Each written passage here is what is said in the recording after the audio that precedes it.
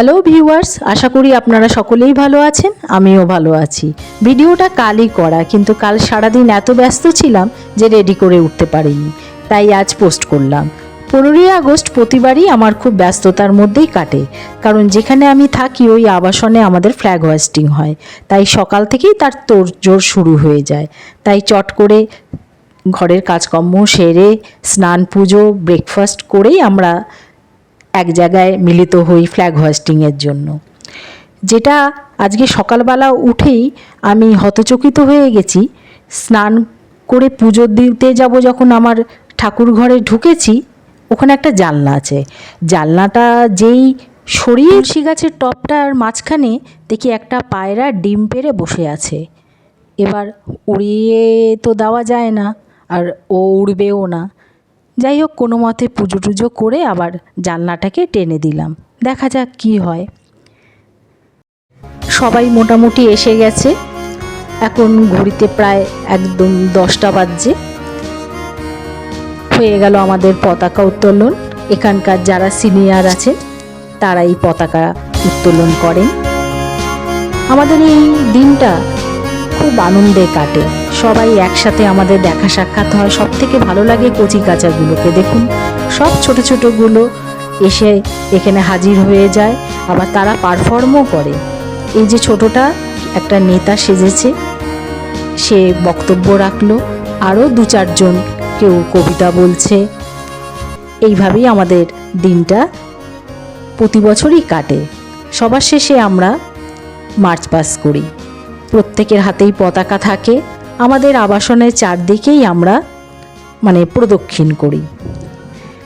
যাই হোক, সারাদিনটা আমাদের এইভাবেই প্রতিবার 15ই আগস্ট, 26শে জানুয়ারি এইভাবে সব কাটে। সব বাচ্চাগুলো খুব আনন্দ করে।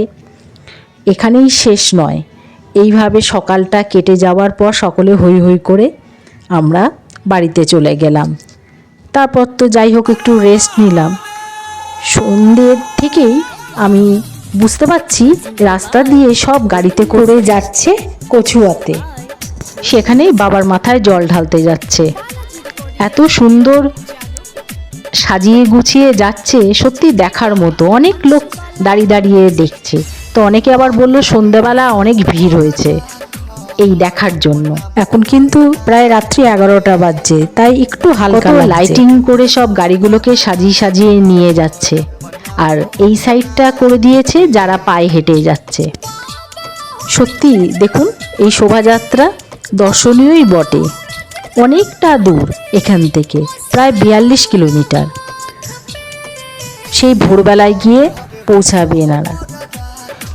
অনেক জায়গাতেই কিন্তু প্যান্ডেল করেছে এই পুণ্যার্থীদের জল এবং অনেক খাবার সেবা করানোর জন্য। কাল জন্মাষ্টমী তিথি। প্রতি বছরই তার আগের দিনটা এইরকমভাবেই ভিড় হয়।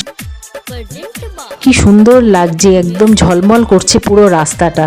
দাঁড়িয়ে দাঁড়িয়ে আধ ঘন্টা হয়ে গেল। কিন্তু এবার বাড়ি ফিরে যাব। আপনাদেরকে এই দর্শনীয় জিনিস দেখালাম।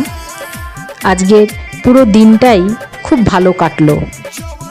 আশা করি আপনাদের এই ভিডিওটা ভালো লাগবে। আর ভালো লাগলে আমার চ্যানেলটাকে অবশ্যই সাবস্ক্রাইব করবেন, আর বেশি বেশি করে বন্ধুরা লাইক দেবেন। আর আগামী ভিডিও দেখার জন্য আমার পাশে থাকবেন।